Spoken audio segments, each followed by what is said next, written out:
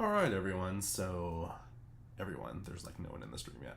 What am I doing? I'm acting like this is a YouTube video. So, my plan is today is, well, I guess I'm going to wait for some people to hop on here in the chat. This is my first ever real stream, and I'm going to be giving a look-see at this really weird girl on TikTok who is convinced that her psychiatrist has made her fall in love with him. But from my perspective, I'm pretty sure that this guy is probably gay. I mean, can't confirm. Haven't looked into the guy. In full transparency, I have watched this saga like twice now through watching Papa Gut and then also Caleb Hammer's streams.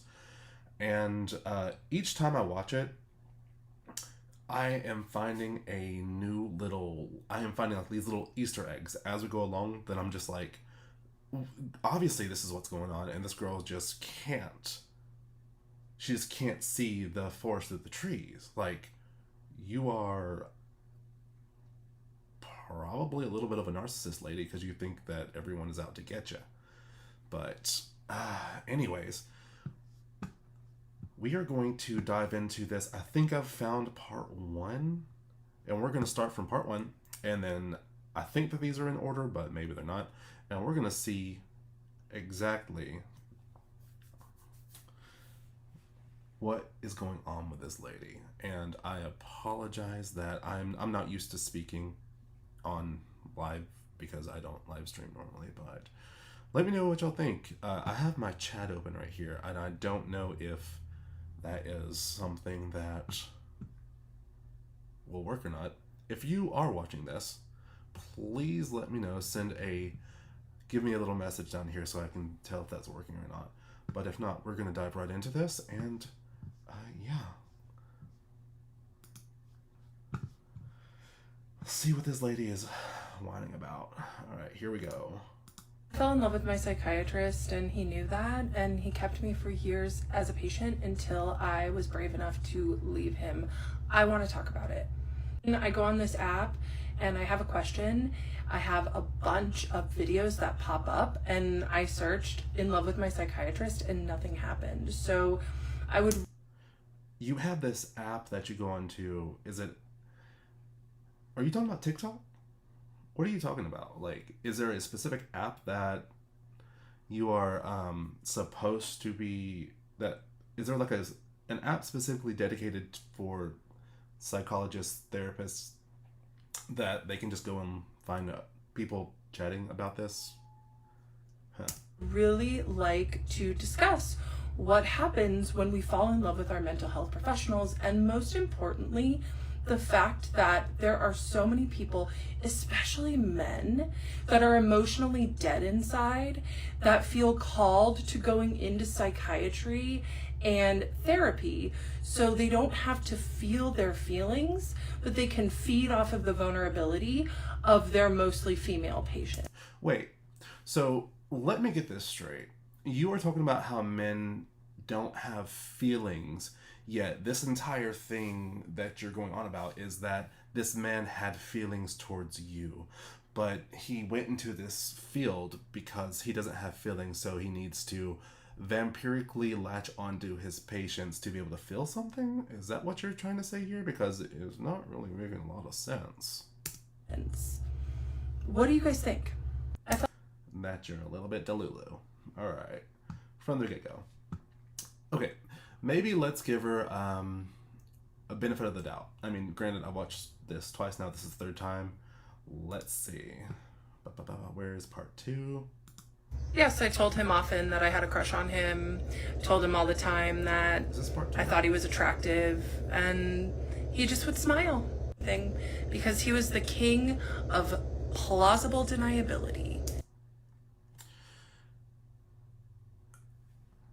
He did what now? Like, it sounds like he's just acting professional, to be honest with you. Is this part 2? I'm not even sure what part I'm on right now, but He didn't ever, like, ask me if I had a crush on him, but he didn't do anything when I told him. So, you unprovoked, uninspired told him that you had a crush on him, and then he didn't feed back to you. He just sort of was like, uh-huh, okay, girl. Was he just like, what was he supposed to do? Be like, oh, no, get out of my office now, you crazy slur. Is it like, what did you expect him to do? Because something tells me that you are probably not the only person that this has happened to be fair. Or not to be happened to. You're probably not the only person that has done this to him. Because if he's been in this game, in this profession for a long enough time, then something tells me that maybe he's come across this once or twice and he's just like, okay, here we go again. Yeah. Alright, that was maybe part 2. Alright, what part is this? Oh, he wasn't just fine with me having a crush on him. Wait, what does this question say? What? This story is wild. He was just fine with the dynamic? And being in love with him. He loved it. And he had every ethical duty to end the psychiatric relationship when he found out that... Wait. He had every ethical duty to end the psychiatric relationship. Do you mean the patient-doctor relationship? Like, what do you mean by that? I had a crush on him, but he kept me for years after. Okay. So you're telling me that you and him, that y'all had a patient-doctor relationship for years. How many years? Like 1 year, 2 years, 3 years? How many years? So at that point, regardless of circumstance, human nature comes into play, and you treat another human like human if you've known them even if you are a patient. You're going to treat another human like a human that you've known for 3 years. I don't understand. And this is what I mean. He was a 38-year-old, attractive, smart, extremely successful psychiatrist. So he was 38, and I think I saw somewhere where you were also 38, and maybe you found him attractive and maybe he didn't find you attractive? But he did not date. Why didn't he date? Because he got his emotional needs met feeding off of his patients. That is an assumption. That is also sounds a little crazy. That's a wild accusation. Also, is that even a thing? I mean, I can understand, like, even for myself, like in my day job, I oftentimes will get the satisfaction of being social with the customers that I run into day to day. And so by the time I get home, I don't really want to socialize with people outside of my house. And so I can understand that aspect, but are you trying to like somehow conflate that he's getting his like romantic needs met or his like emotional needs met from patients? Granted, this man is a psychiatrist, not a therapist. And from my understanding, those two things don't do the same thing. They're different. One evaluates you to make sure that your medication is working in conjunction with your mental health, and the other one is literally there just to help improve and manage your own specific mental health issues. They're not the same, right? Or am I wrong? Am I getting this wrong? I don't know. And getting fantasy supply from them and being seen by them. I'm really good at seeing people. Hold on. I am covering up this lady's chin. Can I make you smaller? Yeah, there we go. He loved the way I saw him. It is a crazy story, and I can't wait to share it. Now let's dive in. Let's go.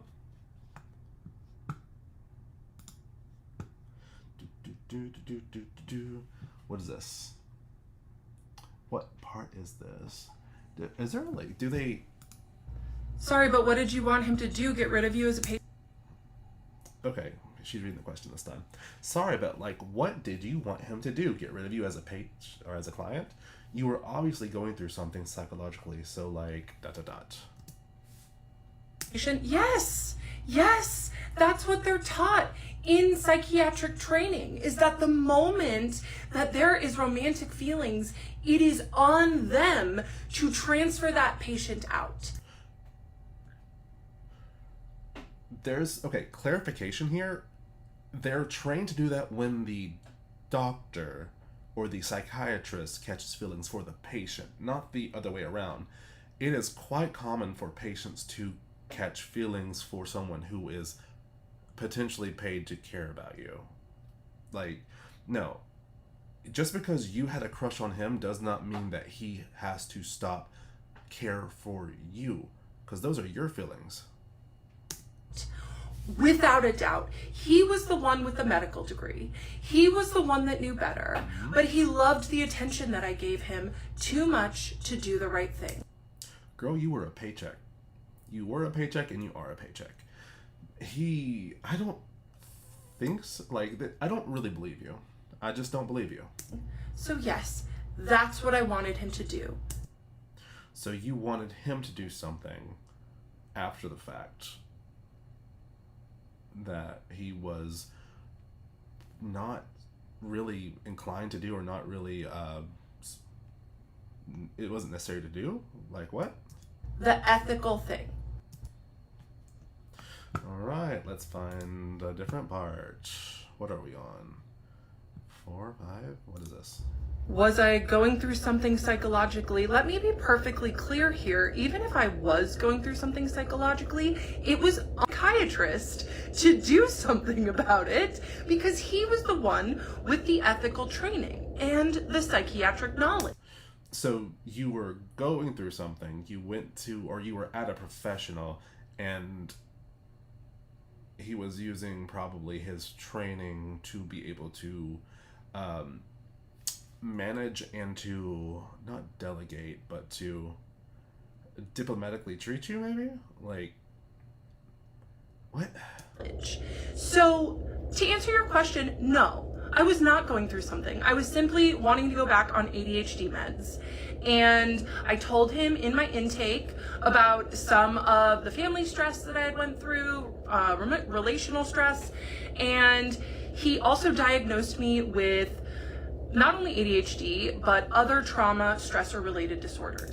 Okay, a couple things there. I don't remember if you ever admitted to him actually diagnosing you, or not diagnosing him, but actually prescribing you with the ADHD medication. You might have, but I don't think so. Also, how can he prescribe you, how can he diagnose you with ADHD when you already have had ADHD medication in the past? So he just like re-diagnosed you with ADHD when you've already been diagnosed with ADHD? Weird. He did not tell me about that diagnosis until I asked him a year and a half later. But what he did with that diagnosis was he used it to recreate attachment bonds and make me addicted to him. From my understanding, some psychologists or therapists and psychiatrists, they don't tell you about certain diagnoses, because when the patient is aware that they have these conditions or these certain like deviances in their like mental like pathways, is that when they know about them, it makes them worse, right? Like, so why would he, like, if he is a professional, then that could be the reason why he's not actually telling you about them. Was I going through something psychologically? Let me be perfectly clear here. Oh, this is the same video. Alright, next.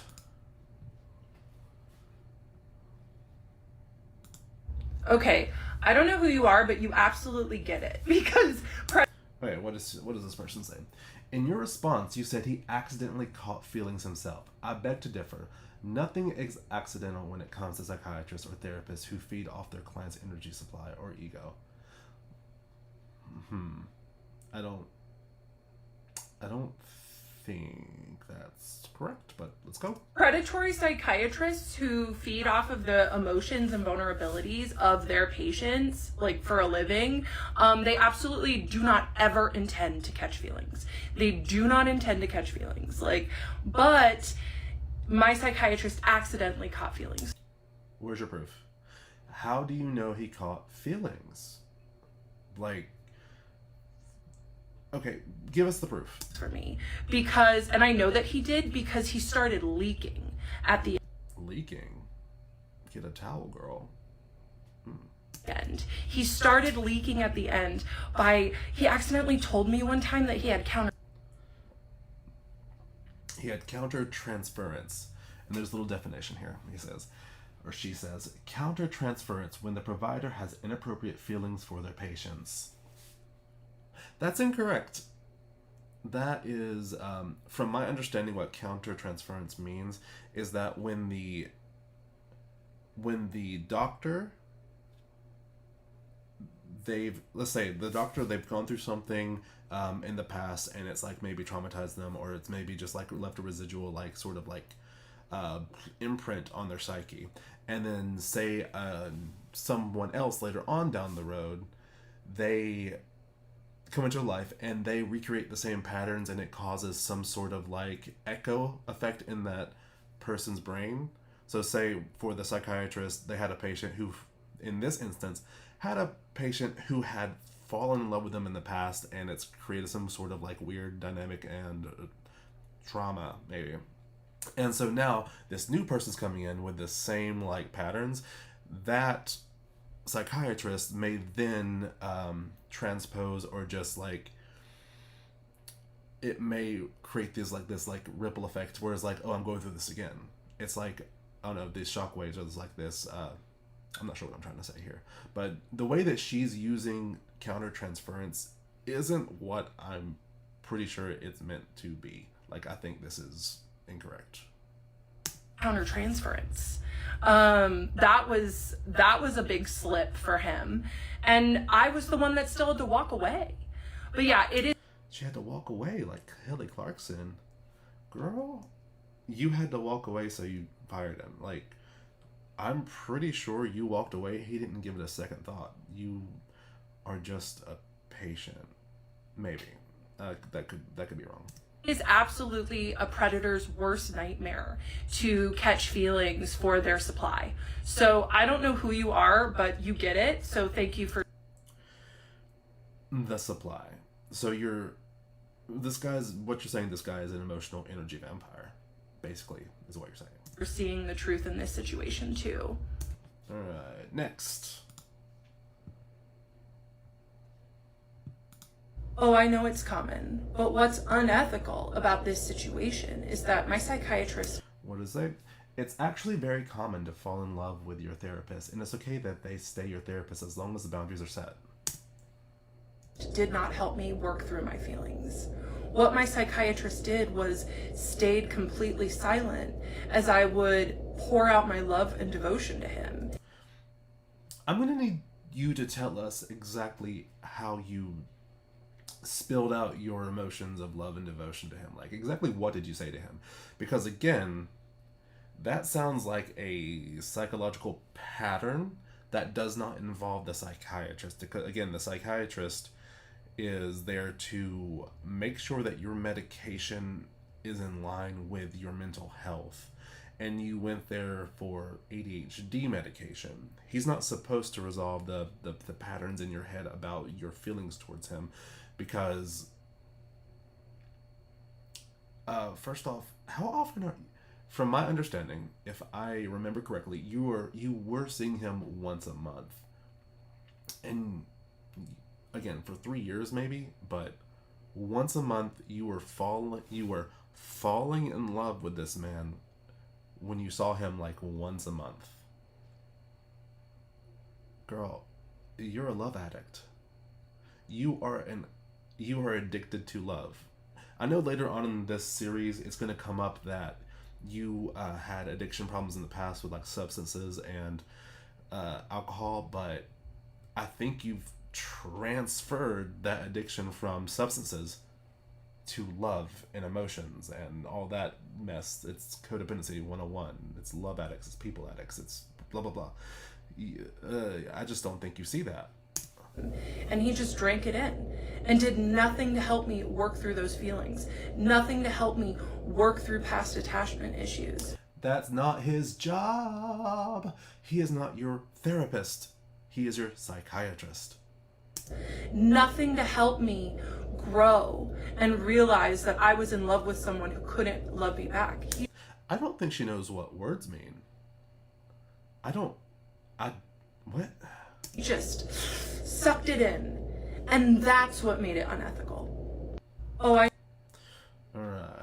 what's next? Next one. Yeah, I learned that through this experience. What does this one say? My female psychiatrist told me that almost all male psychiatrists are creeps. Is your psychiatrist a 23-year-old? Wait, hold on. Probably wouldn't be out of college yet. Is your psychiatrist like a 27-year-old? Or, I don't know. That's weird. Why would your psychiatrist tell you that? It's that many broken and wounded men are attracted to psychiatry when they're in med school because they learn that they have access to vulnerability, to extreme vulnerability, that they themselves don't allow themselves to feel or access, but they can get it from their patients. Hey, hot take here. Not really even a hot take, but most people who go into therapy or psychology and psychiatry, most people, men and women, those people are also people who need therapy and psychiatrists because they have or were broken, and they go into these fields to figure themselves out, and then they end up wanting to also help other people out. That's typically the pathway that these people go down. So you just blatantly putting on this weird like anti-men thing where he went into psychiatry just so that way he could prey on women, and allegedly you're putting that onto this comment where they're validating your like weird mental like gymnastics that you're taking against this person. Your opinion is skewed. It's just skewed. So that's why they can do anything, but they go to psychiatry so they can feed off of the vulnerability. Yes, you go to med school and you can just do anything. That's right. Of their patients and be the wounded healer instead of having to just face their own demons. Does she even hear herself speak? Yeah, I will not be seeing another male psychiatrist again. Take your meds, girl. Yeah. Alright, up next. Yeah, he let me see him every month, even though I only had to see him every 3 months. Yes, he let me see him every month. Like, did you request to see him every month? Like, that sounds like he was okay with the 3 month time gap, but you requested every month, and that's a problem because he was doing his job, and he was like, yeah, that's fine. We could say, like, I'm currently seeing my nurse practitioner psychiatrist to make sure that I get my medication once a month as well, but it's because I am brand new on medication, like I'm on antidepressants, and she's checking in, making sure that everything is fine, that the medication is not affecting me any kind of crazy way. And I think once the coast is clear, we can then, extend it to where it's like however many long, because her job again is to make sure that my medication is helping me with my psychology or like my mental health, and she's not there to listen to my problems. That's a therapist. That's what the other person's for. All right. This is what I mean. He loved attention from me. He didn't ever tell me, I only need to see you every 3 months. Yeah, he let me see him. He loved attention from her by seeing her once a month. Once a month. He just loved seeing her. Next.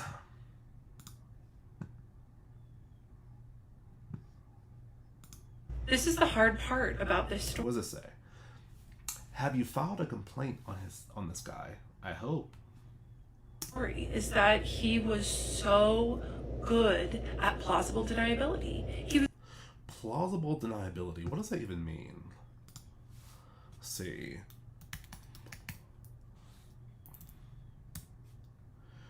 Plausible deniability refers to a situation where someone can convincingly deny involvement in an activity, even when they are actually involved, because there's not enough clear evidence to prove their guilt. He was so good at that. Sounds like you are gaslighting. Not to use an overused phrase, but it sounds like you are gaslighting us here. He was really smart and good at being a predator. He had been a psychiatrist for 12 years. He was really good at doing his job because he seemingly didn't involve himself in your delusions and was just there to, prescribe you medication. And didn't really say that he liked that you liked him. He didn't say that you were his favorite patient. He was just there like, okay, go on. And then how is your Adderall treating you? So he didn't ever ask me to give him sexual content. I did that on my own. Oh, so he never asked for that. You just willingly told him about it in your conversation. I wonder if he records his sessions. I would love to be a fly on the wall there. Him just sitting with his pen and pad, and he's just like, all right, her Adderall seems like she's able to focus. Oh, she's focused on me, and now we are talking about her vagina. What? And he just let it happen, and he let me keep talking. He did not. Okay. It sounded like in the conversation that you took it to a place where you were talking about your sex life, and maybe he was just mature enough to listen, because he was treating you like a human. Like, I don't understand where the confusion is. He was treating you like another human being. You were talking about your sex life. It sounded like he didn't ask about your sex life. It sounds like he didn't actually engage in the conversation about your sex life. He was just there to be a wall, and you were bouncing verbal diarrhea at him about your sex life and weird. What else you gotta say? Stop and redirect the conversation as a normal psychiatrist would have. Why would they do that? If you had been going to him for 2-3 years, and you've gotten sort of comfortable with each other to where you're able to, have quote unquote locker room talk regardless. I mean, granted there is a professional level that you're supposed to keep, but it sounds like he didn't engage in the actual so tell me more, how much did you and your boyfriend blah blah blah blah, what's going on, do you have a weird spot, what? It sounds just like he was just there going okay. Right? Or an ethical one, at least. And he also didn't stop me when I told him that I had a crush on him many times. He didn't say, let's explore those feelings. He just sat there and let me tell him. Because he's not your psychologist. He's not your therapist. That's not his job to say, let's explore, blah, blah, blah. Maybe he was just like, okay, go on. I don't really care. She's getting it mixed up, this again, with the psychologist and a psychiatrist. And I think y'all had built a bond where it to where y'all didn't become friends, but y'all came comfortable enough with each other to where you could actually talk about your sex life or whatever. And I don't know, it's just human nature. It's so weird. And I won't ever forgive him, but I don't think he did anything. Me either. I don't think he did anything wrong. Maybe he maybe he should have set firmer boundaries, or maybe he should have just like, I don't know, been more sterile. I don't know, remove the humanity from your sessions. Like, what? That's reportable, but I will tell my story here on TikTok. This is the hard. She will tell her story here on TikTok. Alright, what's next? I didn't mean to fall in love with my psychiatrist. He Wait, what does it say? Not supposed to fall in love with your psychiatrist, my dear. used things and trauma that I had went through in the past. He did his best to use that against me. You've not given us a single example of how he's used information that you've given him against you. And to groom me to fall in love with him. Oh, he groomed you. You better get your ukulele out. You better get up on your high horse and tell everyone how he somehow manipulated you into falling in love. Or this is exactly what she's doing now. This is exhausting. The mental gymnastics that she is going through to try to make it seem like she is this victim is crazy to me. Him so I could give him content for his fantasy.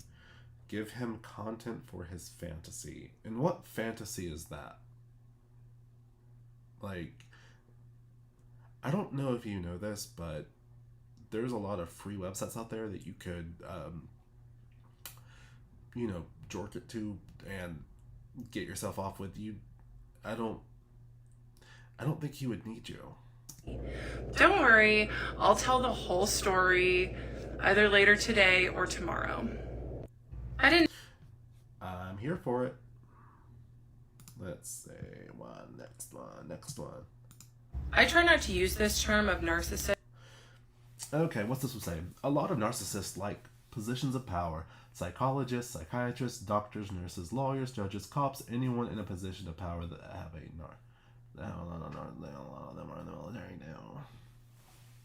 I think we've bastardized the term narcissist, or this like label of narcissism, because like many things in the mental health field, it's a spectrum, and a lot of people, I mean, I'm not going to gender it and say that a lot of girls, but a lot of people will blame or claim that their ex-boyfriends or ex-partners are narcissists just because of the way that their relationship went down, when outside of that person is a great human being, but they just don't have the tools to handle certain dynamics and certain people in relationship. And so when they don't give you what you think you deserve, automatically you label them as a narcissist because they don't have the capability of providing what you think that you deserve to be given. Train of thought lost. Whatever. Because I think it's overused in our society. Absolutely. However, there were so many traits that my psychiatrist had, like God complex. God complex? That is a wild claim. Like, what do you mean? How did he even remotely close? Like, how did he show that in the slightest? He thought he was above the rules. Other psychiatrists had to refer out when they had countertransference. Again, you don't know what that term means. That is not what that means. Countertransference, the provider developing feelings for the patient. That is not necessarily what that means. That's, girl. For their clients, for their patients, but he didn't think he had to. He thought he could be above it. He also would make me feel crazy when I would try to name the dynamic and the tension that was there between us that he himself manufactured and built. And then he would rage at me and tell me that I was wrong. He would rage at you. Is rage a verb? He would rage at me. Also, he manufactured your feelings towards him. Girl, get off TikTok. Touch grass. It's crazy. And It's crazy. definitely will be on the lookout when I'm interacting with these people. For those tendencies. Alright, who's next? Well, it looks like she's put out even more. I just got done with a run at the gym, and I just had to take a moment to say that this is what an ethical situation with... What does this say? I told my therapist I found him attractive and we explored... Okay, this person's therapist, not psychiatrist, therapist, explored my rooted need, which was yearning for deeper connection with someone, not him. So we figured out ways I can socialize, which is the...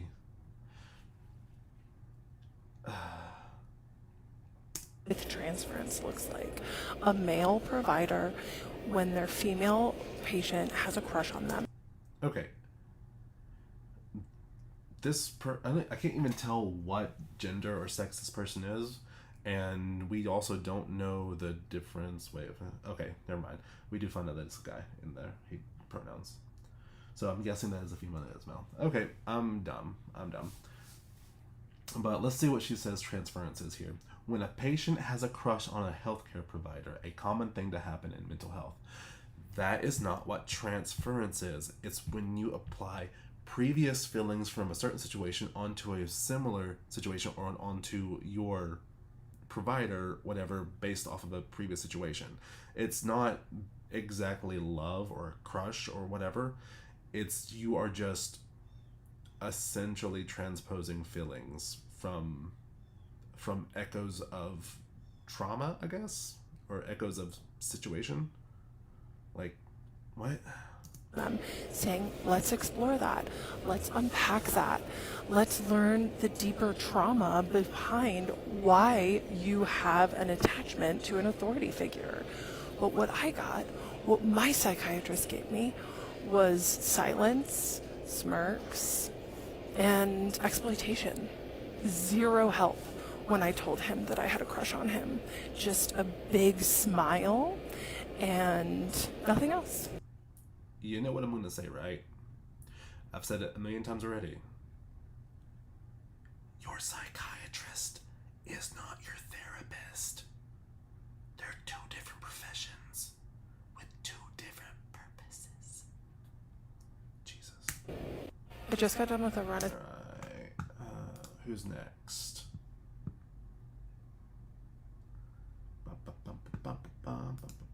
I fell in love with my psychiatrist, and he knew, and he kept me until I had the strength to leave. Apparently this is part 1. My bad.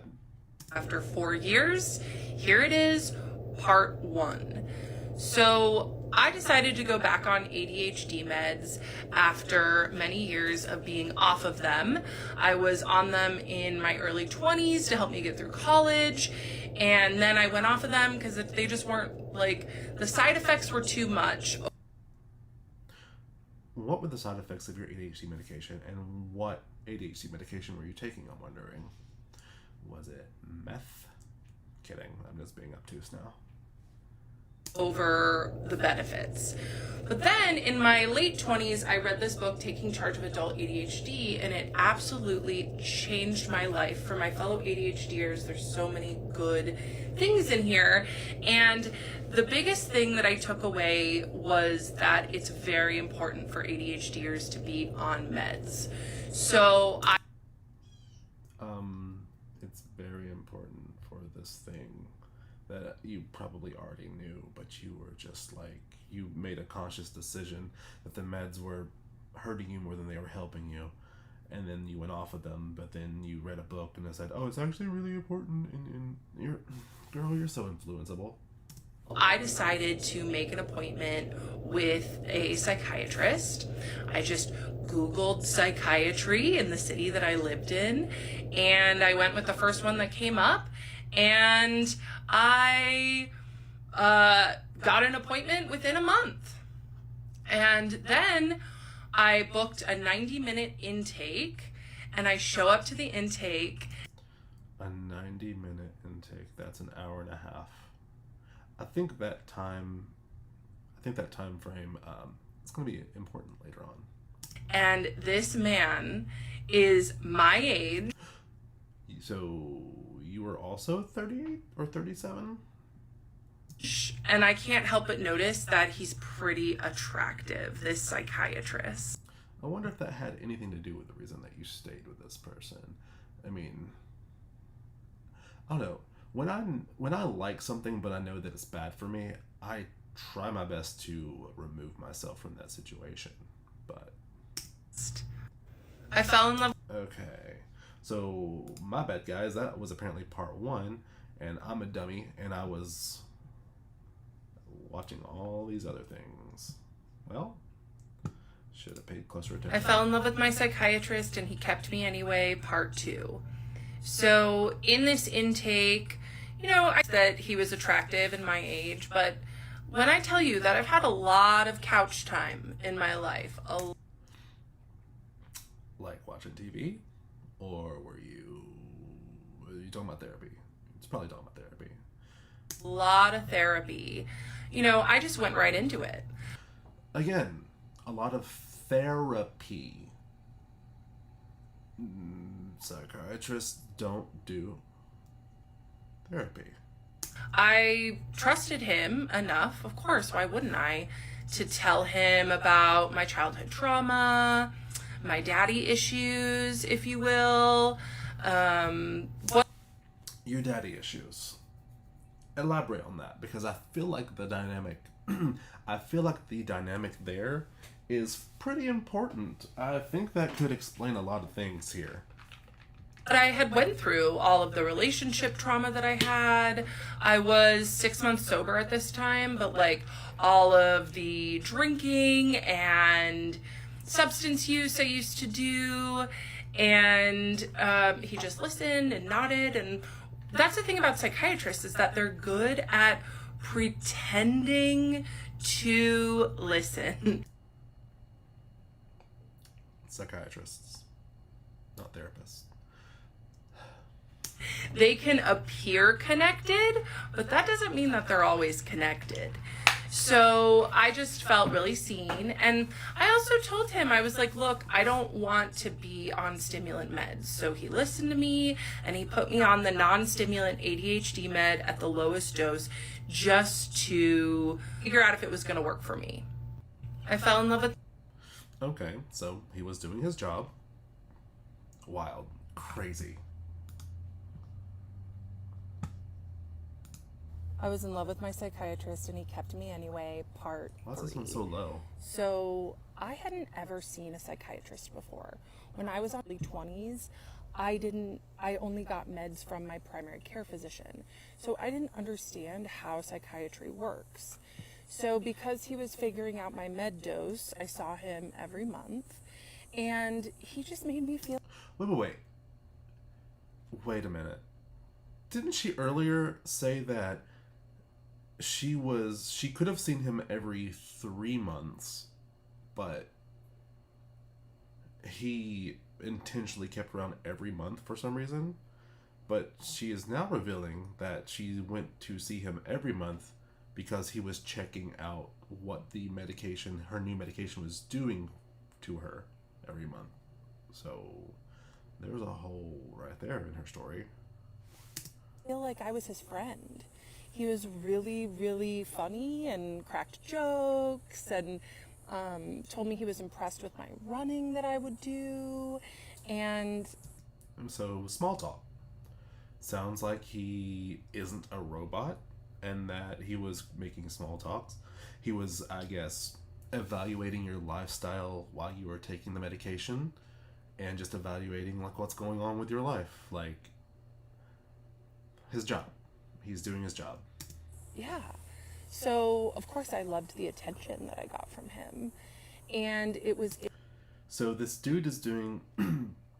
Granted, it's part of his job, but he's also doing the bare minimum. He's being nice to her, and he's listening. Okay. The bar is so low.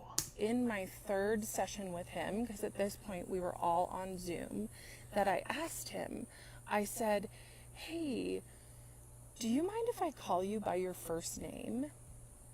And he's Pakistani, so I said his first name wrong. And he said, well, it's pronounced this, but yes, of course you can.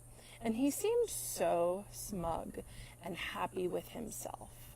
And I know that that is because that was his first sign that him pretending like we're friends was working. Okay. Again, you are projecting these feelings onto him like he is so smug that he gave me permission to call him. Like, maybe he just doesn't have a lot of clients ask about his first name or something. I don't know. It's so weird what you're doing. And to be fair to me, I had only ever been to therapy before. I didn't realize that, it's important to call your doctor last name. It's not really important. I don't think it would be important as a sign of respect, but again, listen to what she just said. She said she had only been to therapy, and now she's projecting her therapy onto this psychiatrist who practices psychiatry. I mean, I did know that. I did it with all my other doctors, but it just showed that the boundaries were blurring, and he liked that. So from then on, from my third session... Maybe there's like a weird thing there, but that's not... It's like a very innocent, like, calling someone by their name is fine. I mean, whatever. And on, I started calling him his first name. And then he just started turning up the volume on us being friendly. And he would ask me, for the first 6 sessions, he asked me, after the meds, he said, how's your bowels, bladder, and appetite? And I would say they're all normal. Standard stuff. I'm guessing he probably asked you, how's your anxiety? How's your, if you have depression, like all these other things that medication can affect. He probably went down the list and was just checking in. And then he would ask me any thoughts of harm. And apparently that's pretty common for psychiatry. Duh. To ask those questions. And then on our 6th session, when things were really, So 6th session, so that's 6 months in. There have been 6 months. That's half of a year. So don't make it seem like it's been like a week or like a couple of weeks. This has been 6 months. Chemistry was starting to be there before, like, I didn't realize it. I was like, oh, this man is just friendly. And he said, I have to ask this because it's a special interest of mine, but is there any thoughts of harm? Like I was special to him. And okay, so see what she did there? The doctor said that he is especially interested if specific medications were causing thoughts of harm. And then she heard that and was like, oh, I'm special. Not that his interest in self-harm and medication is special, but that his interest in that question on her, even though he says that he asks this of every client, on her made her feel special. Okay. And I said, no thoughts of harm. And he didn't ever ask me a clinical question again. He stopped asking me about my bladder, bowels, and appetite. And okay. So if your symptoms didn't appear within the first 6 months of taking this medication, I think it's safe to say that they're probably clear from that point on. Right? Like, if you aren't showing signs of harming yourself or constipation or what have you, you should be fine with that. Medication's probably doing fine. He stopped asking me about thoughts of harm. So to me, I would just show up and he was like a therapy appointment every month. So now you are just showing up because you are pretending it's therapy when it's literally not therapy. That's not what a psychiatry or a psychiatrist does or is or whatever, right? Like, did you ever have the conversation with him to ask him, hey, do you mind also being like a therapist to me during this? Or is he just, you know, bending to your request to have or to continue monthly meetings about your medication and whatever, what have you? I was in love with my psychiatrist, Okay. and he kept me anyway. Let's see, part 4. So I was seeing him every month and just gaining more and more respect for him because he would just tell me these little things about his success and all of the cool things that he was doing in his life. And it made me fall for him, honestly. And he was really good at listening. And I mean, Oh no, he was really good at listening. The bar is so high here. Jeez. he's a Pisces, right? So, of course, Is she using his star sign as a qualifier for why she fell in love with him?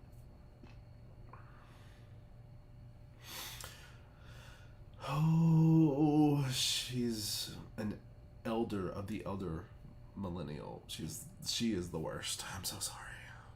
of course he's going to be there and be able to go deep with my feelings. But that doesn't mean that he wasn't extracting from them. Anyway. How many other clients do you think?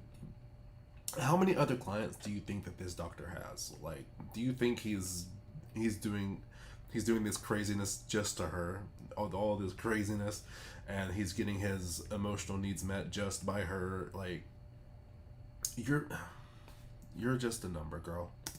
So I would beg him to let me see him every week. Beg him, because my therapist Wait. at the time. So you went from monthly to weekly? You would beg him to let her see him every week. What? Time, he was fine. You know, he wasn't a predator, but he was fine. He just wasn't doing very much for me. And so that therapist retired, and I got a new therapist. And this new therapist, who is a 75-year-old woman with a PhD, she was pretty helpful. So I stopped asking my psychiatrist, begging, honestly, to be my therapist. She just self-reported right there. She was forcing him to be her therapist, essentially, or she was trying to insert her the other side of the coin onto him, and he, I guess, wasn't taking the bait, or it didn't sound like he was taking the bait. Like, girl. And let me see him more, right? Which also should have been a red flag. Yeah, against you. Against you, girl. Also, it sounded like you wanted to see him weekly, and he didn't give in to that, and you were then forced to find a therapist? But then I started focusing on this therapist. However, I would tell the therapist. Okay. So, it's been proven, I guess, that she has ADHD, and she just said something that, kind of, just sort of explains a lot of this. So she has ADHD, and ADHD people have a hard time focusing until it's a hyperfocus. And it sounds like that she turned her hyperfocus into this guy. Like, she was all about this man that she saw once a month, which is crazy. So she is ADHD with a hyperfocus on this psychiatrist, and then she also is probably a love addict. And so it's like, it's a combination for a perfect storm. how obsessed I was with my psychiatrist, and she didn't do anything about it. What was she supposed to do? Like, I also need to know, like, what was the exact conversation? Were you just like, oh my god, I am just obsessed with my psychiatrist. He is so good. He's so great. Or did you actually go into detail with how much you were lusting after him? Because there has been nothing so far that is even reminiscent of him reciprocating those feelings. She just was interested. She also loved stories about my dating life, and yeah, she also was getting supply from me in her own way. Maybe, but also she's like a 70-year-old lady who was maybe treating your therapy sessions as like a similar, like not similar, but as like a gossip session. But also, a therapist's job is there to suggest pathways for you to manage your mental health. They're not supposed to tell you what to do. They're supposed to lead you and guide you to ways to manage things. But that's for another part. So yeah, so I got a new therapist who actually helped me. She taught me CBT, EFT, all of these different modalities. And so I went back to just be... See, so she gave you tools to help to manage your mental health. Like, what were you there to see? What I want to know is, like, typically when you go into like therapy and psychiatry, you go in there with a goal, like, help me manage my ADHD or help me manage X, Y, and Z. If you're not there to, I guess, talk about your addiction to love or your addiction to people and your codependency, then they're probably not going to give you tools for that. But it sounds like she's giving you tools for other stuff, and obviously they're not working. Also, sorry, my husband just texted me. Being okay with seeing Irfan once a month while he was giving me these little bread. This is where she said his name. And this is the, I guess, the proof that people are using, or the information people are using to say that she doxed him. Crumbs of making me feel special, telling me about his professional achievements, telling me about how he's getting international recognition. And it worked. I was really impressed.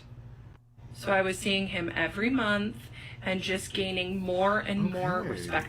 That was so fun. He's not doing a lot. Okay, part 5. I got a new therapist. I stopped begging my psychiatrist to see me weekly. And that is when the intermittent reinforcement started. The who's a what's now? The intermittent reinforcement. So he would inconsistently validate or, I don't know,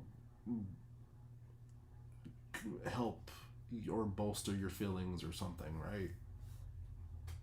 Some sessions he'd be warm and kind and wonderful and let me in on little parts of his life. Oh, so he had a good day.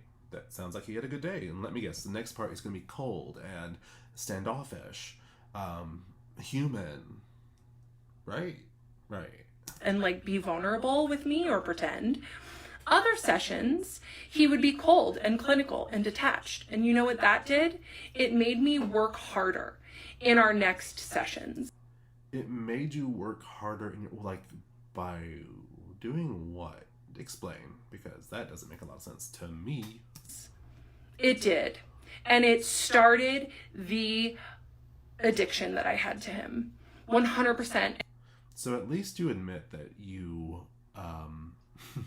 you were addicted to this man, and it couldn't just be any other man. It was specifically him, because from what I'm gathering is that it could have been any man that was showing you the slightest bit of like kindness and warmth and giving you like the bare minimum, and you probably would have attached yourself onto him because you are codependent and a love addict. And he knew exactly what he was doing. This man gives lectures on trauma and attachment theory.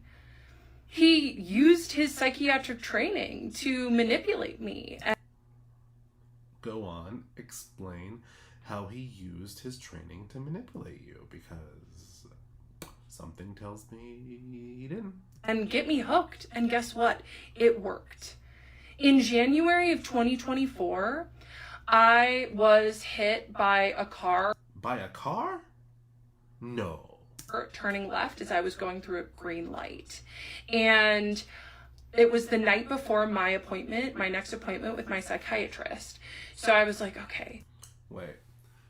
Her little comment says, I was more worried about missing my psychiatry appointment than the car accident in my health. You know, I'll still be able to go to my appointment on Zoom. I'm okay. But I did make an appointment with an urgent care the next day just to get checked out. I had bruising on my abdomen and a perforated eardrum. And the provider at the urgent care said, I do not feel comfortable treating you. You need to seek emergency care now. You may be internally bleeding. But it was 11 o'clock in the morning. That sucks that happened. Go on. How did he make you miss? How does this involve him? Morning, and my appointment with my psychiatrist was at 2. So I decided that I was going to wait so I could see my psychiatrist. Wait, what? Was it 11 at night or 11 in the morning? And not have to reschedule, because I was looking forward to my appointment with him so much. That sounds like a you problem. That sounds like you were responsible for that. I look back at that time and I'm just like, oh my God, I put my own life under seeing him. Dumb bitch number one. Dumb bitch number one. Because that sounds like dumb bitch behavior. I was fully addicted to him at this point. And you know what happened is that I showed up and I told him that I may be internally bleeding, and he didn't stop the appointment. He didn't say, you need to take care of yourself. Go. But I thought he cared about you. I thought that he was showing that he cared about you. But also, you are an adult. Like, did y'all know this? That this 38-year-old lady is an adult who has a free will and very easily could have gone to the doctor or not. You know, she could have rescheduled this appointment. And he was probably thinking, well, she's okay enough to get on this phone or this telehealth call, so she must be well enough to be fine. Like, I don't know, she's placing a lot of this on him when it's really just her being a dumb bitch. That, and again, I'm not trying to say that she's like a dumb bitch because women are bitches, whatever. I'm just using it because she's being a dumb bitch and it's dumb bitch behavior. Okay. Go get emergency care now. He let me continue and just tell him about how much I loved him and how grateful I was for him, because that was really what most of our appointments were, is me just like. Also, if the hospital thought that she had internal bleeding, why would they let her leave? Oh, it's urgent care, right? Oh, so she was fine enough to go to an urgent care rather than the ER after her crash. So the crash or the whatever must not have been bad enough to where she was escorted to the hospital via ambulance or anything, so she freely took herself to the urgent care. And they said, well, you could have this thing. It's probably just being very just like, well, you could have, but we don't do that here. Go somewhere else. And she's taking it so literally and seriously, and then she neglected her own health for this appointment. Jesus. Pouring myself out because he was so good at the intermittent reinforcement. Yeah, I got some warmth from him that appointment. Oh, so you went through, or you had a car crash. and you told him, and that you might be hurt, and he was warm to you. This girl sounds like when she's in a relationship that her partner has to act a certain way at any given time, otherwise he is toxic or something. Like, this is gross. So that was January 2023. And I also told my therapist about this. She said nothing. I got a new...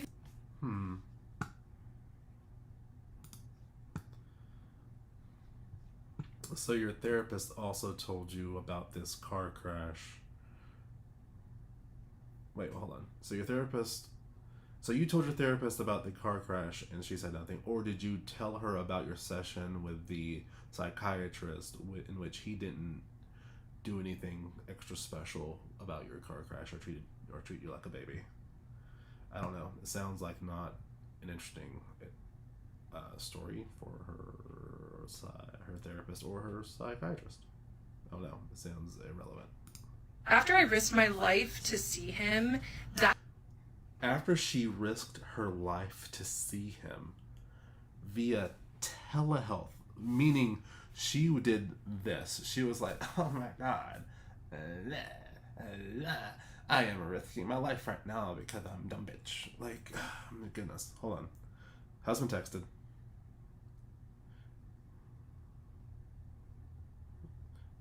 Give me 1 second, guys. Okay. Let's see. That's when he really started turning up the intimacy in our appointments. I thought he already turned up the volume. So he turned up the volume before, but now it's the intimacy. Sounds like you have a pattern of speaking when you want to exaggerate things. However, he was really smart and knew the professional... Also, what's on your face? Out here looking like the rainbow fish. lines like the back of his hand.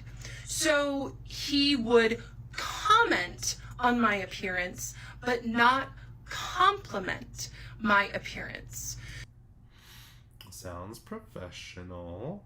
Sounds like he was being friendly.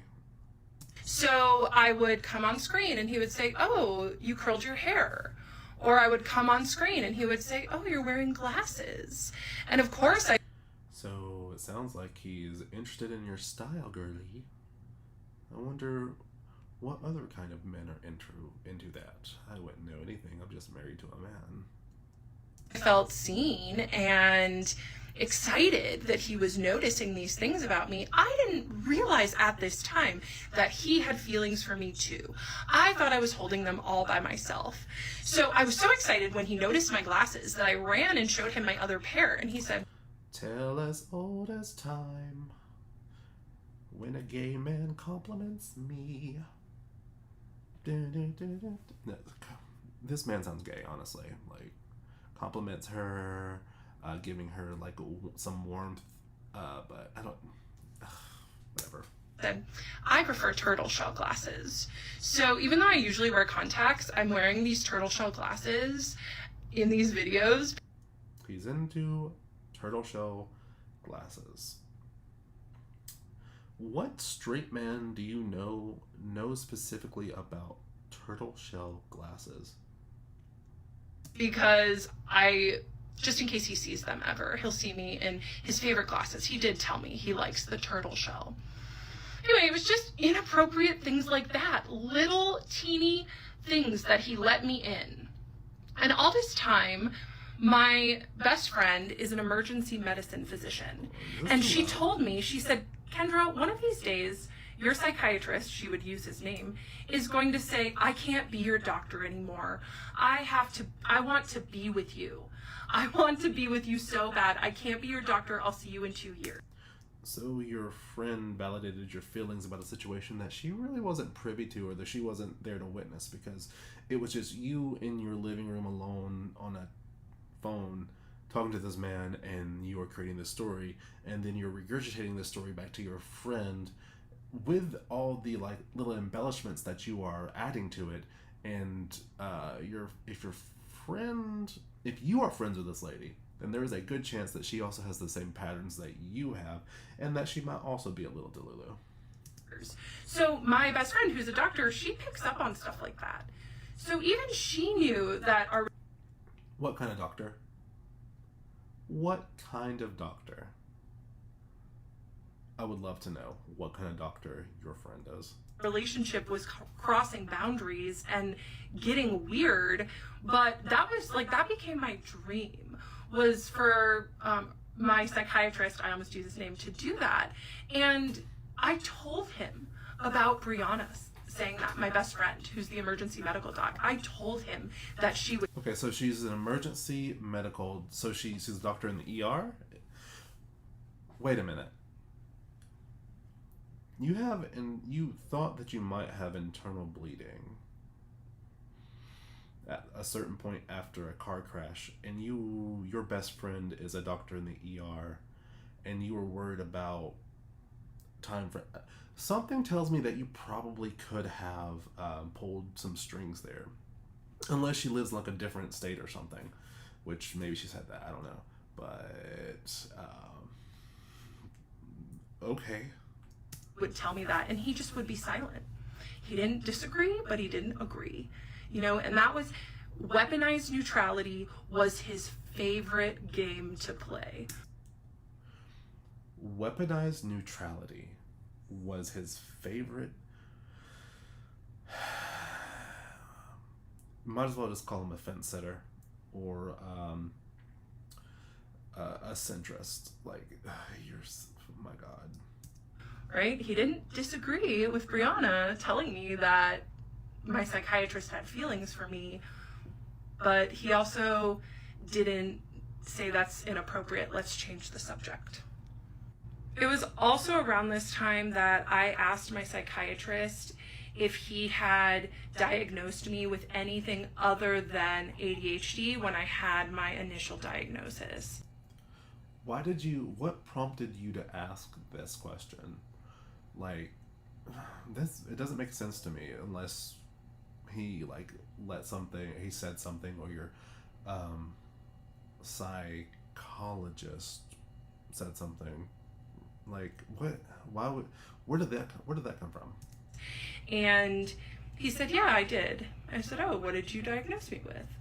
And he said, well, you had a lot of traumatic things happen to you in childhood because of your dad, and so I diagnosed you with other trauma and stressor related disorder. Other trauma and stressor related disorder. Is that real? Is that real? Hold on, let me see.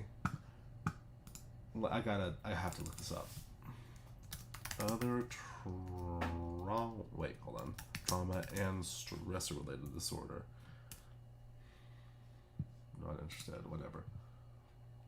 Okay, other specified trauma and stress related is a diagnosis used when an individual exhibits symptoms of a trauma or stress related disorder, but those symptoms don't fully meet the criteria for a specific disorder like PTSD or adjustment disorder. What? Okay, I may be wrong here, but it is so poisonous to our culture when we are micromanaging every little thing into like a label in the DSM that it's like it's like you can't it's like it's like there's I don't even know what to say. It's so wild. So it's not harsh enough to be PTSD, but it's like somewhere along those lines. It sounds like you're just being human and you went through something, and now it doesn't sound like it's an actual disorder, but maybe I'm just being an ass. Wild. And that was the first little ping that I got of like, that was weird. Why would he keep that from me? I asked him, like, why wouldn't he tell me that? That seems important. He didn't tell me because he was using that information to manipulate me. Specifically, how did he use that, I almost want to say bullshit diagnosis, to manipulate you? So what it says is that you have a trauma, you react certain ways to certain things because of trauma and or stressors, I'm guessing. And does that mean that you get attached to people because you were traumatized by your dad, and so now so your daddy issues are making you fall in love with people erroneously? Sorry, words are hard. Whatever. He knew I had trauma and stressor disorder, and instead of helping me heal from it and telling me about it, he used it against me. Again, or not again, but I'm not sure that psychiatrists and or psychologists are there to heal you. They're there to help you manage what your mental health the patterns with your mental health. They're not there to like try and fix you, essentially. I guess kind of they are, but it's more so that they're just there to give you tools. And if your therapist is already giving you like not CBT, CDT, whatever, is giving you all these tools, those same things can also be applied towards this other diagnosis. So, wild stuff. January 2023, at this point I was full-blown obsessed with my psychiatrist, and my therapist wasn't helping me, my psychiatrist wasn't helping me. I'm confused about the timeline. When did she have a wreck? Did that happen in 2024? So now we're back in 2023? Am I dumb? Was I not paying close enough attention? Because it seems like the timeline's going back and forth. He was feeding it. And then I got a boyfriend. And at first my psychiatrist wasn't really that keen, but then my psychiatrist realized that my boyfriend was a lot like my psychiatrist. And then I started talking to my psychiatrist about my sex life, about tracking my cycle, using the fertility awareness method. And my psychiatrist loved it. He didn't ever say, this isn't inappropriate to... Again, you are projecting your perception onto him as if there has been not a singular moment where he has even like acted like he loved this information. It sounded like he was just there to listen and benefit of the doubt, maybe he just like he enjoyed hearing about your life, because I think you said that you were with him for like 2 or 3 years, and at that point you developed like a maybe a friendship or an acquaintanceship or just like a close client-doctor relationship to where you were comfortable enough with each other to talk about those kinds of things, maybe. But also going back to what I said earlier, if you were talking to him about your sex life, that sounds exactly like something you would do with a gay guy. Honestly. Like, okay. Your care, let's pivot. Oh, he just let me talk and talk and talk about my sex life. And I didn't get too deep, but about 1.5 years in, and I would send my psychiatrist these emails just about how much I liked him and how I was so grateful for him, and put in a bunch of heart emojis. So you were attempting to love bomb him. And if he were a straight man, again, I am projecting the gay stuff or the gay stereotypes onto this man. Maybe he's actually straight, but it feels like a straight man would have caught on to that she was being obsessive towards him. But if this were a gay man, maybe he is just like, oh, this girl, she's so crazy, whatever. And maybe he felt like it was a harmless because, I don't know, it's sort of what we do with our girlfriends is that we send heart emojis and we're just like, whatever. Granted, they weren't friends, they were client and doctor, or patient and doctor, but still. And this is really when he should have transferred my care, but, you know, he waited. He liked what I gave him too much. And so Even though my boyfriend did not meet my needs, my psychiatrist and my therapist both were like, you have to stay with him. There's nothing wrong with him not meeting your needs. I'm like, okay. What are your needs? Like, what are these needs that you're talking about? Because a lot of people, they define needs as like these unrealistic expectations. And to be honest with you, the healthiest relationships are going to be the most boring relationships that you go through.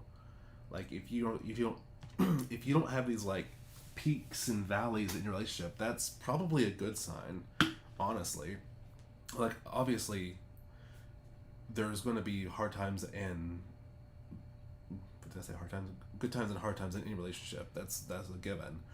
But I really want to know what she defines as needs in a relationship, because she's a lot. And my psychiatrist was like, he's perfect, don't get wrong with him. And what was perfect about him was he wasn't meeting my needs. So I was still coming to my psychiatrist looking for emotional validation, which he would drip to me slowly. Wait, so your psychiatrist would give you a like an IV drip of validation, or like what were you looking for? Also, if you were obsessed with your psychiatrist at this time, but you were also making space to have a partner, a boyfriend, like how is that fair to the boyfriend? Like, it's weird. There's like a weird like dynamic there. So my therapist, who I didn't know at this time had bad boundaries, but she did. I went to her because my boyfriend and I, after like more than a year together, we started having... Wait, so you were with this guy for a year. Okay. Issues in the bedroom. Which is very common in relationships, especially when you're comfortable with each other. And so I went to my therapist and she asked me, what does your psychiatrist think about this? Okay. That is a little bit weird on the therapist's part, but I can understand. And I said, I don't know. I haven't talked to my psychiatrist about this stuff because... He's your psychiatrist and not your therapist? Maybe? That's why? I have a crush on my psychiatrist and Oh, I guess that... I don't want to tell him this intimate of stuff. And she said, well, you should tell him because I want a male's perspective. Which kind of makes sense, I guess, right? Or no? What do you think? Does that make sense? Also, maybe you should just go to a sex therapist at that point. Maybe both you and your boyfriend at that time should have just went to a therapist together. That's probably what I would have suggested. So at my next appointment with my psychiatrist, I told him, I said, today we're going to talk about my intimate life. And he said, oh. I said, yes. My psychologist, my therapist. So she does know the difference between a psychologist, a therapist, and a psychiatrist. Maybe she just doesn't know the definition. Asked what your opinion on it was, and I told her that I don't talk to you about this intimate stuff because I have a crush on you. And he looked down and smiled so big in that moment. He smiled so big, and I loved it. And you loved it.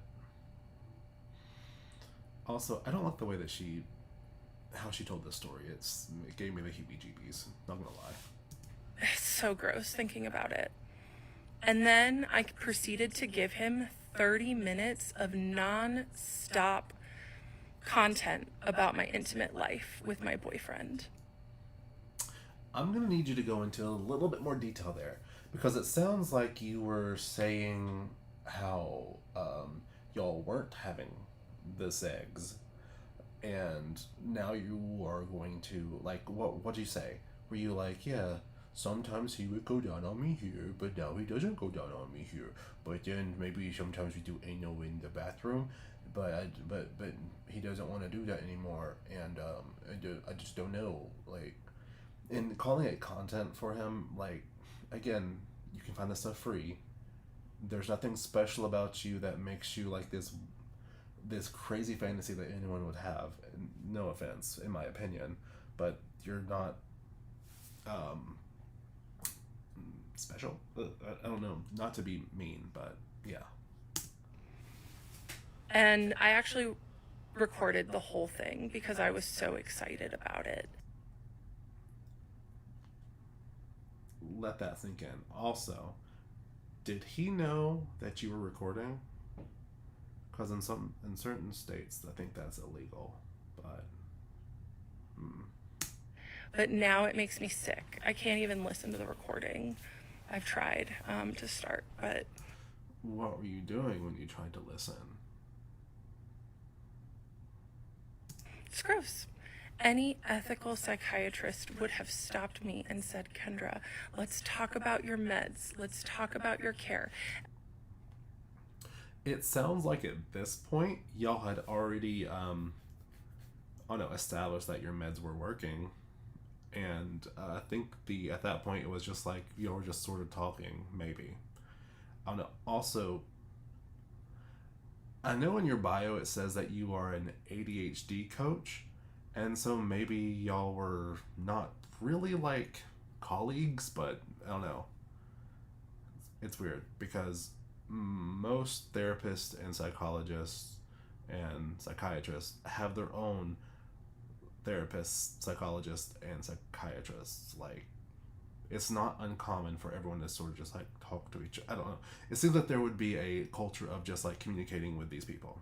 I don't know. Maybe it's normalized. At this point, my meds were stable. And I was still seeing him every month. Yeah, that was...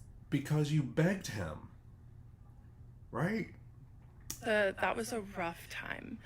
And it was pretty much his Christmas morning.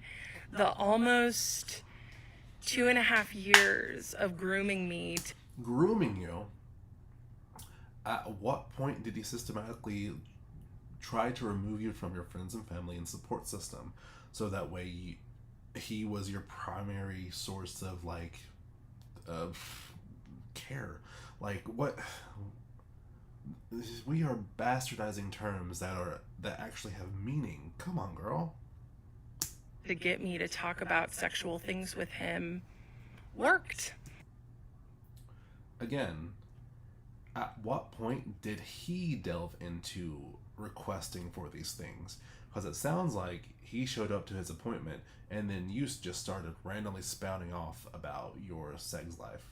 That's what it sounds like to me. Like, dumb bitch behavior. Come on. And he got 30 minutes of nonstop content to use. So wait, so was it just this one appointment that was 30 minutes long? So it was one appointment about your sex life. Like, what? It was probably a blip on the entire scope of this entire thing. Like, what? 30 minutes. Okay, girl. All right, we're done with that one. I need to address 3 things. 1, people are asking me what my mental health diagnosis is. I do not have BPD. I do not have psychosis. I have ADHD. And I was experiencing extreme limerence with my psychiatrist. Okay. Didn't you already say what you had? Like, you said that you have ADHD and then also whatever this is up here, this specified trauma and stress related disorder or whatever the have you bullshit thing this is. Also, what's limerence? I need to look that up. Come on.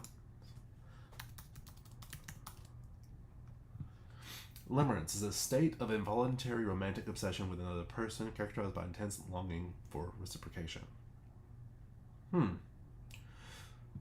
It's not simply love or lust, but rather a preoccupation with whether the other person reciprocates one's feelings, often lead to anxiety and excessive thinking.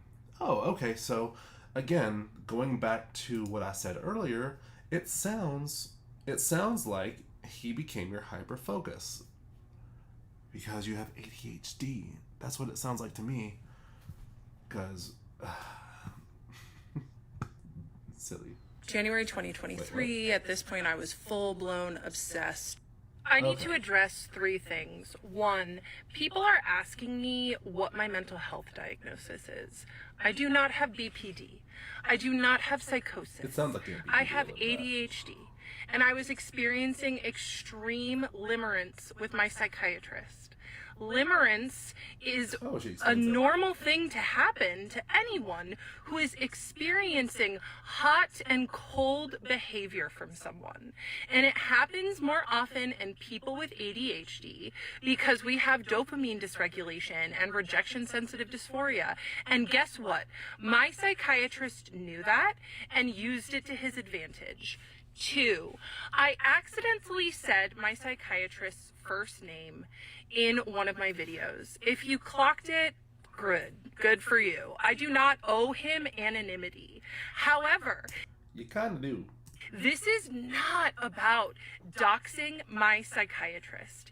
This is about me sharing my story so other people can view predatory behavior in people in power. Okay? If anyone doxes my psychiatrist with his last name or city that he works in or clinic that he works in, your comment will be immediately deleted and you will be blocked. This is about protecting other victims, not... You're not a victim, girly. Doxing my psychiatrist. Oh, if you do some investigative work and you want to DM me about it, I'm open to that. To be fair, this investigative work that you are speaking of, you said his first name. He is Pakistani, and he has a very unique name for a psychiatrist. It's an easy Google away, honestly, if you really wanted to find it. Like, come on, you kind of did dox this man. That, okay? 3, I need to take a moment. Moment taken.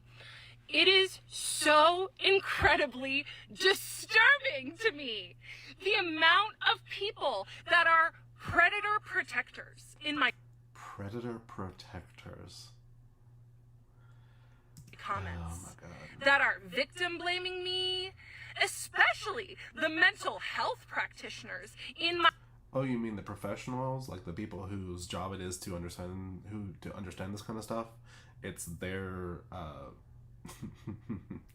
okay. My comments using therapy speak using therapy speak because that's that's in their vocabulary. To be clear, you're the one throughout this entire thing who's using therapy speak because you've heard a bunch of these things on TikTok more than likely, and then you are applying them to your situation, which it does not apply to. You're not a therapist, girl. You're not a therapist. You're not a psychologist. You're not a psychiatrist. You are a lady who is on the internet way too much, who has just taken these words and now you are bastardizing them because you don't fully understand what they actually mean. Come on.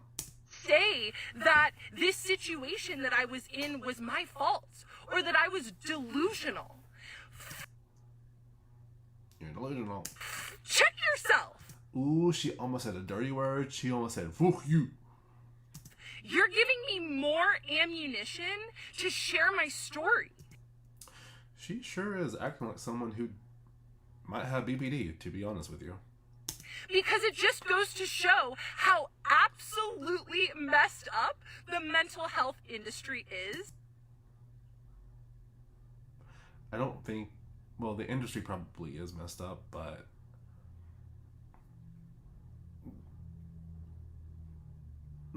I don't, let's go. And how protected people who do this kind of sick psychological manipulation are. So I will continue with my story tomorrow. I will see you all then. See you, girl. What's next? Welcome back to another installment of I Was in Love with My Psychiatrist and He Kept Me Anyway, Part 8. You all did some nasty work last night, and I had to turn off comments. Yep, she did. All of those comments are gone. If you look over here in the whatchamahave in the comment section, it says 0. People started posting my psychiatrist's first and last name, his picture in the comments. That was a jump scare. So, yeah, a few bad actors who wanted to be super sleuths got... Super sleuths. Again, this man is Pakistani. He has a very unique name that is very Pakistani in nature. And there's probably not a whole lot of psychiatrists with that name in the States. It's not a hard... You could easily Google that person and find them. The privilege of commenting, mostly hate, let's be real, taken away for everyone. So at this point in the story, there are two main players.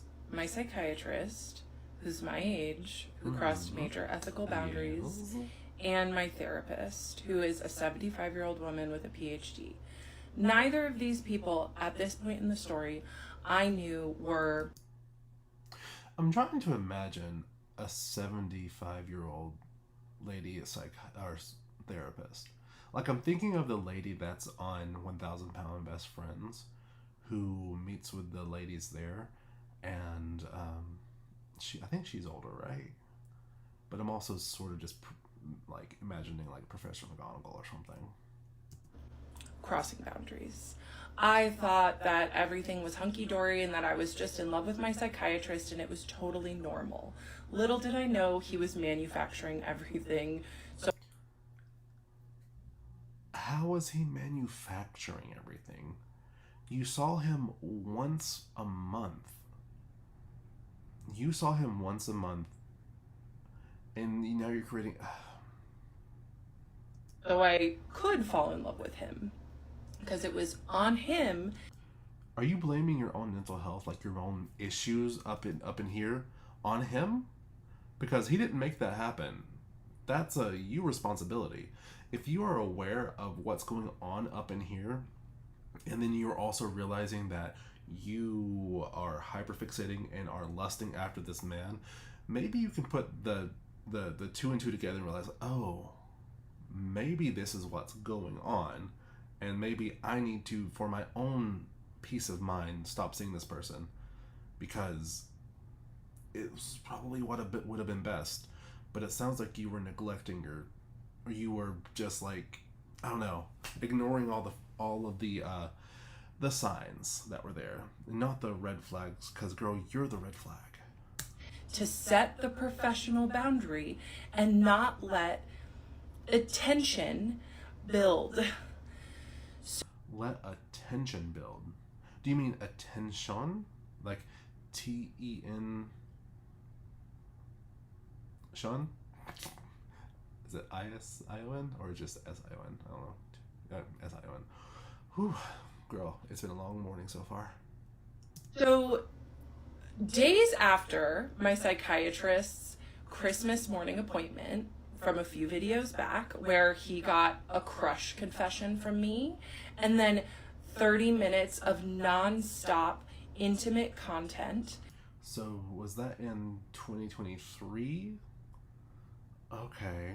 And again, you're fixating on this 30 minutes as if it's like this, this, I don't know, this long drawn out, explicit, like, what are you describing in detail how you, like, did things with your boyfriend, like the shape and size of his, and then the, like, I need you to go into detail about that a little bit. Not graphic detail, but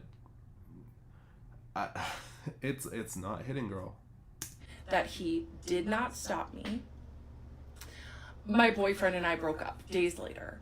So then I started dating this other guy. And this other guy, this new guy, was a therapist.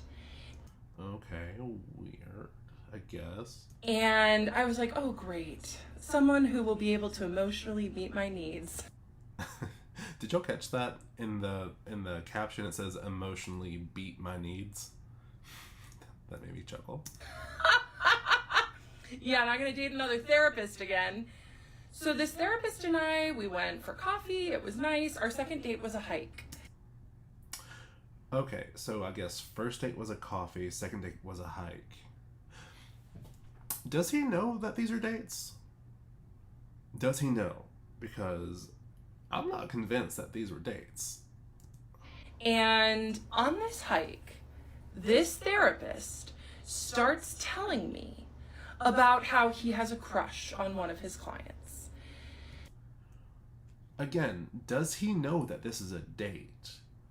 Because it sounds like colleagues went out to coffee, and then colleagues went on a hike, and then a colleague was telling you about his life. Maybe. And I say colleague because she kind of works in the mental health ADHD space.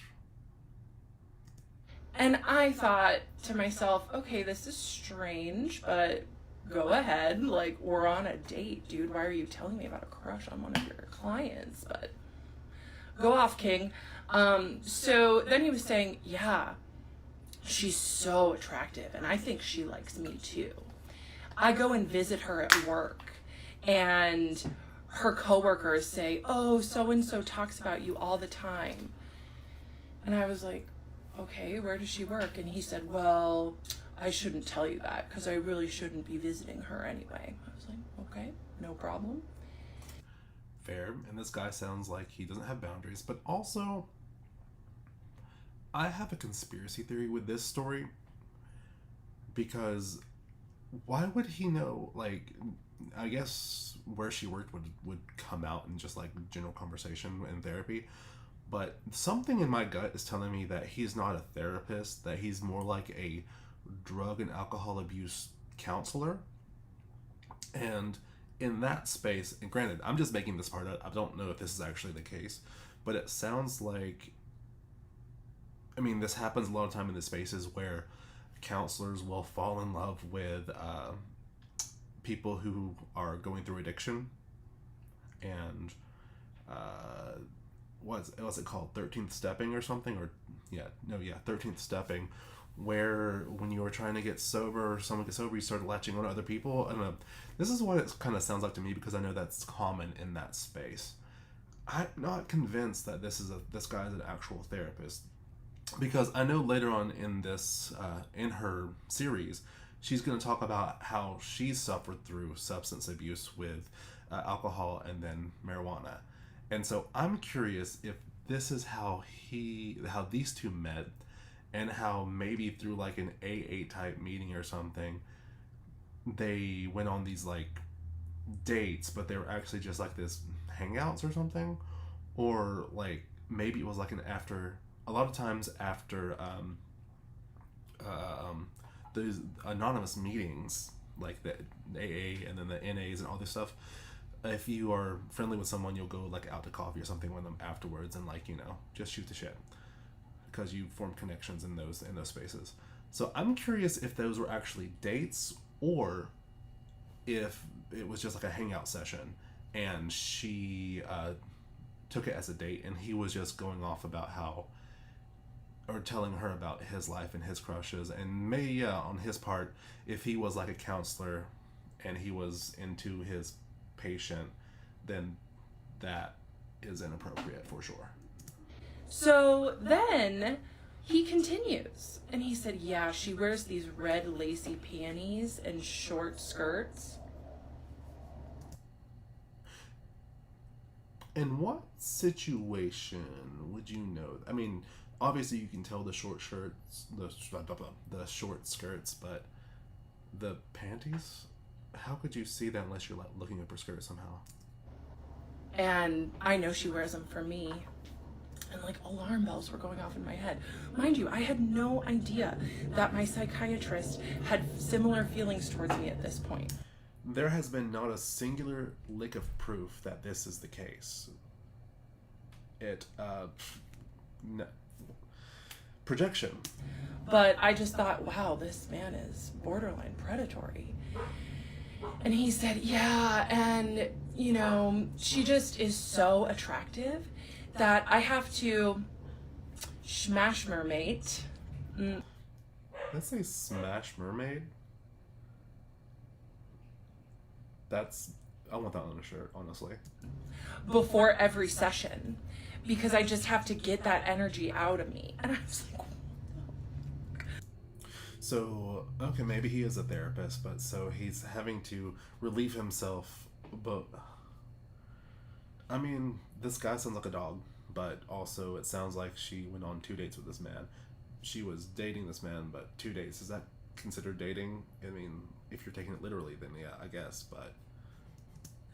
Okay. And yeah, he just felt compelled to tell me, and I did not understand why. Now I do. So he told me about how he's a predator, right? Another predator in the mental health industry. Shocker! So then, at my next appointment with my psychiatrist, keep in mind, it had been 6 weeks of nonstop fun for this man. He got to use my crush confession and 30 minutes of content. Okay, sorry, I'm texting here. So 6 months. So in 6 months, she gave him 30 minutes of her talking about her love life with her boyfriend, and then told him that she liked him. She's making this huge deal out of that. Okay. Oh, for whatever he wanted to use it for, right? And if my psychiatrist was good at anything, it was being professional and acting professional and technically not crossing any lines. And he thought that he was so good at it, because he was good at it. But that doesn't mean he wasn't doing it. And so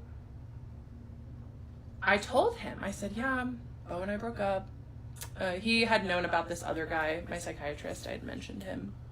And I told him that this new guy and I went on a date and we went on a hike. And I literally had no idea at this point. I'll say. Was that 1 date or 2 dates? Because it was 2 days before, and now it's 1 date. Maybe I just don't. Maybe it's just she's just mixing words up, or I'm just not understanding. It again. That my psychiatrist was predatory towards me. I almost said his first name again. I'm going to do my best to not. So I went to my psychiatrist and I told him this story about this man that I went on a date with, who's a therapist, is relieving himself before appointments and talking about his clients' panties and doing all of these other extremely inappropriate things, like visiting her at work. And this man, my psychiatrist, looked like he had seen a ghost and like he was gonna vomit, because he prided himself on being an extremely professional and buttoned up person. But here I was holding a mirror to him with exactly what he was doing, but a bumbling idiot telling me like how he was doing it without the fancy degree, without any of that.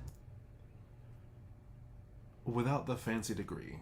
Are you talking about psychology versus psychiatry degrees? Like, without the MD behind your name? Like, what do you mean by that? That's what I want to know. Because it sounds like, yes, it's very valid for your psychiatrist to be flabbergasted that this guy who is allegedly doing therapy is essentially being gross towards his clients. That's a weird thing, but I don't know. You have not given us a single ounce of proof that that's what your psychiatrist is doing to you, and that this other guy. So did you just go on 2 dates with him? Is that what it is? Because it sounds like you just went on 2 dates with him, and I don't know if that would justify you calling it dating. I look back on that now, and it's just crazy. And so it just tainted all the fantasy material that I had given him the session before. Welcome back to another install. Hi, I need to say something really important. Okay, and that's say that it, girl. It seems as though many people view what I'm going through as a crash out, what I'm doing as a mental health spiral. And of course it seems like that. I get it. It's an extremely dark thing. I don't know if it's a crash out, but I do think it is a what's the word? What's a good phrase enough to call it? Because it doesn't seem like you're actively in crash out. It just seems like you are actively in storytelling mode that makes little to no sense. I don't know. To talk about all of this, that what's going on with your chest right there? Not to be mean or gross, whatever. Is that sun damage? What's going on? Something tells me that you are 47 and not 37, and that you are using a filter on your face. I went through. And I am sharing my story because... I'm sorry, that was probably mean. I apologize, but...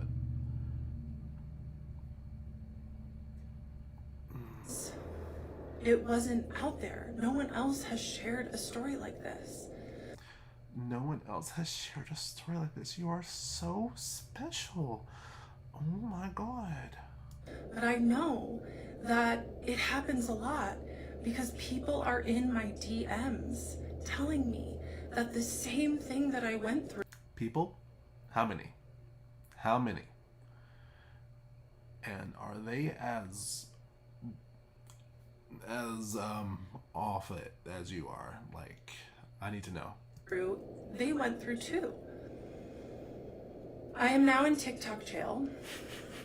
I got a violation on the video where I talked about really the biggest damning evidence against my psychiatrist. And so because of that, I have to be really careful. So I'm going to do my very best to not be reactive and to share my story from a place of generosity, because the people in my DMs telling me that they've been through this too, it's keeping me going. It's not my mental health spiral. And I can understand that for some people in the mental health space, because they have been some of the loudest people to speak out against what I'm doing, it's hard to grasp that someone could have this level of predation in such a high place.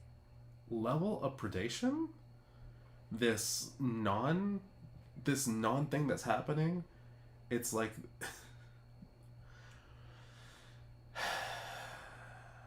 she's using these big words that I don't even think that she knows what the meaning of them are.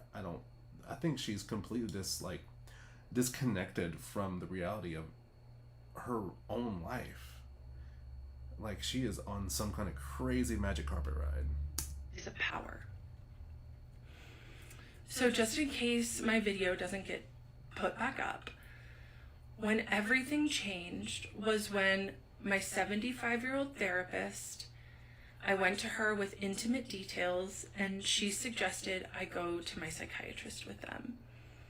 And I felt so excited and nervous to share that with him because I had such a big crush on him at the time. And I recorded all 33 minutes. So... oh, so now it's 33 minutes. Before it was just 30 minutes. So, cool. This is why, if my psychiatrist wants to come with me and like sue me for defamation, I have a 33-minute recording of me admitting I have a crush on him and speaking about extremely intimate details. It was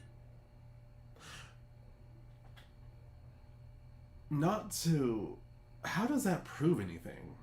So you told him that you liked him, and then you talked about your sex life with your ex-boyfriend, and that's supposed to be damning information towards your psychiatrist because he was supposed to say, "Nah, girl, stop talking. Don't talk to me. Don't talk to me about your sex life." It's a non-issue, really. Especially if you've had this long-standing relationship with this man. Like, this client or this doctor-patient relationship that you have with this man.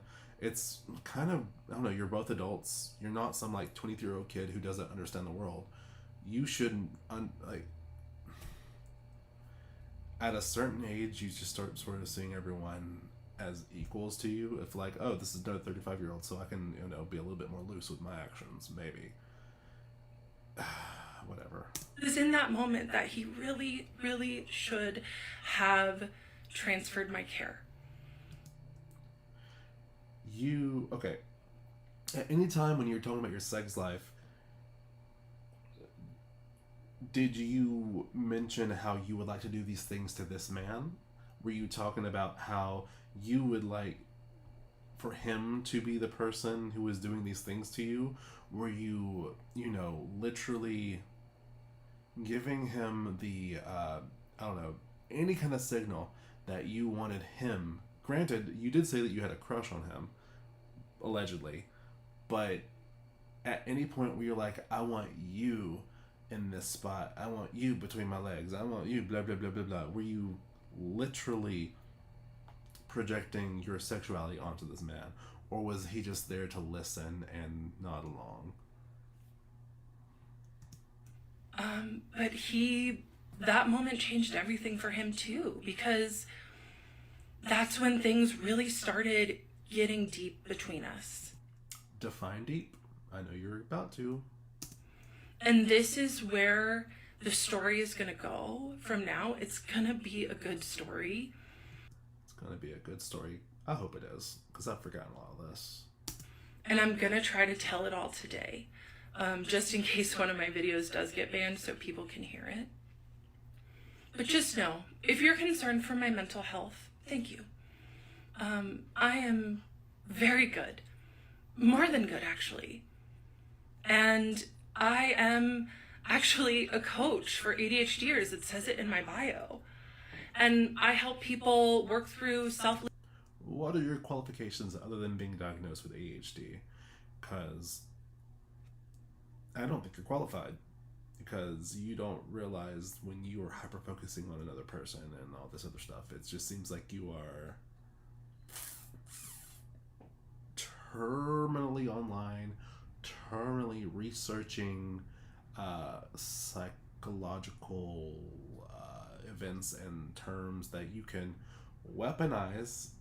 Hey, here I'm going to make an accusation against you. To weaponize against people in your life and around you. So you can diagnose people. You probably go on dates and diagnose the men that you go on dates with. It's you're exhausting. Limiting beliefs. I help people work through numbing with alcohol and cannabis. There it is. Because these are the things that so many of us do to avoid our truths.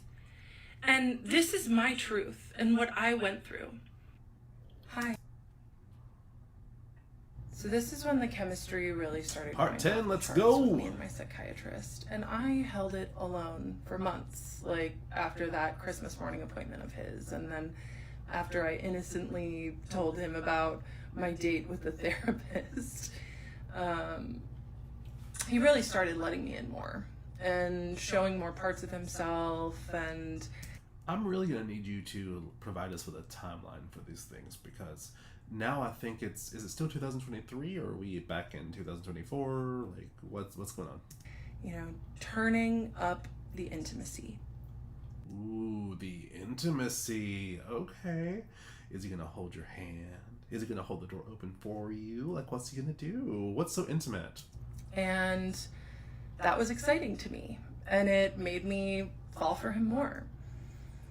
And I noticed that he was working in an office, and You noticed he was in an office? Oh my god, that's so intimate. I asked him, this was like July. I asked him, I said, hey, are you working from home? Because I was under the assumption that he was only doing telehealth. Okay? And he said, no, I come into the office. I was like, oh. Why do you do that if you see all of your patients? That man's first mistake was admitting that he had an office with an address. But also, if she looked him up, then she should have, like, in the beginning of this, she mentioned how she looked him up and that he was the very first psychiatrist that popped up. Normally, if you go to the website, you can sort of see where their office is. You can see where the address is and everything, the hours, hours of operation, blah, blah, blah, all that other stuff. So it sounds like you didn't do a whole lot of research into this person that you are so in love with. It's telehealth. He's like, oh, I like it that way. And even though I could kind of tell he was lying, I just gaslit myself. I was like, okay, it's fine. What was he lying about? Like, that he preferred telehealth appointments over in-office appointments? And you gaslit yourself into believing that? Like, what do you mean? Because doesn't make sense. And then I start emailing him. Crazy. My fun little emails. This could have been an email. But he stops writing me back. Oh no. He turned that intimacy way up. Oh girl, he is getting so hot and horny for you that he stopped emailing you. He does not write back to my emails anymore. Sexy. Because once again, he was really good at plausible deniability. He was good at trying to put a stop to that bullshit. That's what he's really good at. But what he did do is he would take my emails and mention them in session. So he would still give me the attention that... So he would still answer the phone call, essentially, not the telehealth appointment. He would still show up to his job and give you the patient attention that you are paying for, essentially. That I was craving, but only under his structure. So only under the professional, the guise of a telehealth appointment, like. Under his control, where there was no paper trail. No paper trail? So there's no, there is no, I guess, record of him logging into an account, or there's no record of, what did we learn from Hillary Clinton? The whole her emails thing? Even if there were emails, you can delete them. Duh. And also, something tells me that telehealth appointments are or may be recorded. If someone's going to be on a telehealth appointment for insurance purposes, it sounds like those may or may not be recorded. I could be wrong, but go off. And I loved that too. So I would show up to these sessions with my notes app, and just throughout the month, as I was thinking about him, I'd write down things that I wanted to talk to him about, and I would just come and bring him lots of content. And then every week I would go to my therapist and tell her about how much I loved my psychiatrist. And she didn't help me at all. She just kind of enjoyed hearing about it, honestly. So October 2024 rolls around and we're just vibing on Zoom. And then I realized that I didn't have my next appointment with him, so I called his office staff. And I talked to the office manager, who was awesome. We really got along, we vibed. And the office manager asked me, do you see him, the psychiatrist, in person or on Zoom? And Okay, so you knew that he had an office, and he has an office manager, and so maybe I misheard earlier. Maybe that's what this is, but it sounds like dumb bitch behavior again. It sounds like he said that he preferred telehealth appointments over the in-office appointments, and a preference isn't like a set in stone, this is what I do. It is, I just prefer to do this, so. Felt so angry in that moment. So angry. I was like, because he owed you those in-person appointments, right? Because you are just this special little flower that he needs to see in person. These people in person? And she said, yeah, he has been for years. I was like, I want to see him in person. And I understand, Some people may think that this is part of my crash out or part of me harassing him, which is what I've gotten lots of accusations of. But I just would like to remind everyone that of course it seems that way. That I was just responding to a dynamic which my psychiatrist fostered. It sounds like you are having a reaction because you didn't get what you wanted. It sounds like you're being a brat and you had a crush on someone and they didn't reciprocate those feelings, and now you are going a little bit insane. No, not literally, but it sounds like maybe you are crashing out because you just didn't get what you wanted, and that makes you a brat. There was chemistry between us because he allowed it. And so then the next time I saw him in Zoom, I told him, I was like, hey, your office manager outed you and told me that you see people in person. Why didn't you tell me that when I asked? And he said, oh, I just didn't think you'd want to come in. And that was such a weak lie from him, from someone who is so scripted and controlled. He didn't even have a plausible thing to say. Of course he knew I wanted to come in. Of course he knew. Of course he knew this thing that I thought and didn't say out loud. I had a crush on him. Maybe that's why he didn't tell you about the office hours, or because that distance, that digital distance, kept him safe. I told him that often. So then, in my next therapy appointment, after finding out that he was lying to me about seeing patients in person, I told her that. I told my 75-year-old PhD therapist. She keeps saying her PhD therapist.